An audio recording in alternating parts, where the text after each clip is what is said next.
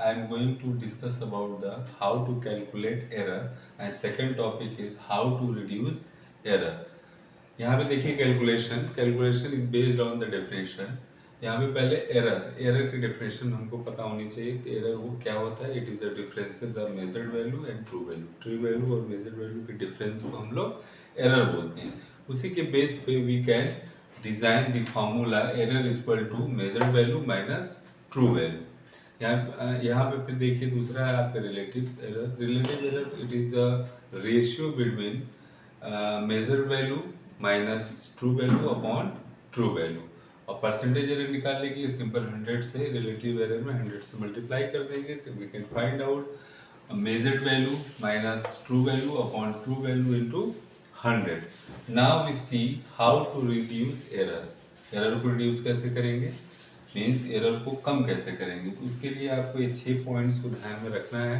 इसी की बेसिस पे we can explain the how to reduce error. Number 1 is use multiple reading for the experiment. Number 1 है कि ढेर सारे रीडिंग आपको लेनी है किसी भी एक्सपेरिमेंट का, किसी भी डेटा का, किसी भी कैलकुलेशन को करते समय जो भी ऑब्जर्व कर रहे हैं आप रीडिंग, उसको 3, 4 या 5 बार लेते हैं। For example during titration of acid and base and other titration we can read out multiple time of burette reading. Okay. Number 2 is make sure formula and data use during experiment should be correct. जो भी data आप copy कर रहे हो किसी reference book से या किसी जर्नल से या फार्मूला लिख रहे हो, वो एक रेपुटेटेड जर्नल से होना चाहिए या किसी रेफरेंस बुक से होना चाहिए। थर्ड पॉइंट है should experiment perform under control condition. जो भी एक्सपेरिमेंट आप परफॉर्म कर रहे हो एक control condition, set up temperature, set up pressure, magnetic field वहाँ पे नहीं होनी चाहिए अगर कोई आप इलेक्ट्रॉनिक डिवाइस यूज कर रहे हो तो। नेक्स्ट है reading writing recording should be careless. इसमें केयरलेस नहीं होना चाहिए ड्यूरिंग रीडिंग राइटिंग या रिकॉर्डिंग। आपको उसमें सावधानी बरतनी चाहिए।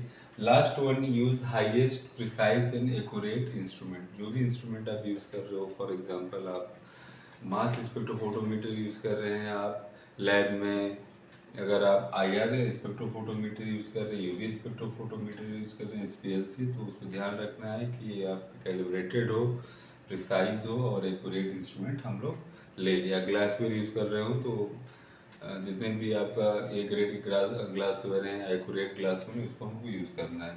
लास्ट में देखिए cross check the measured value before submission the experimental data. Experimental data या रिजल्ट को सबमिट करने से पहले आपको ये चेकआउट करना है कि जो भी फार्मूला यूज हमने किया, जो भी कैलकुलेशन किया, जो भी गणितीय फार्मूला लगाया है वो करेक्ट हो। आई होप कि आप एरर समझ गए होंगे। Thank you very much.